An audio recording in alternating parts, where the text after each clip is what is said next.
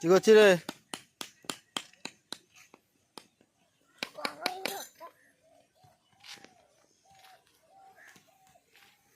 নমস্কার বন্ধুরা, কেমন আছো তোমরা সবাই? আশা করি তোমরা সবাই ভালো আছো।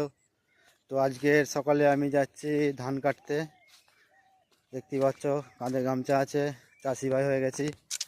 যাচ্ছি ধান কাটতে, ধান কাটবো। তো চলো তোমরা সাথে ভিডিওটা দেখতে থাকো। এই যে আমাদের মাঠ, এইটা ধান কাটা শুরু হয়ে গেছে মানুষের। ধান কাটা এই যে হচ্ছে।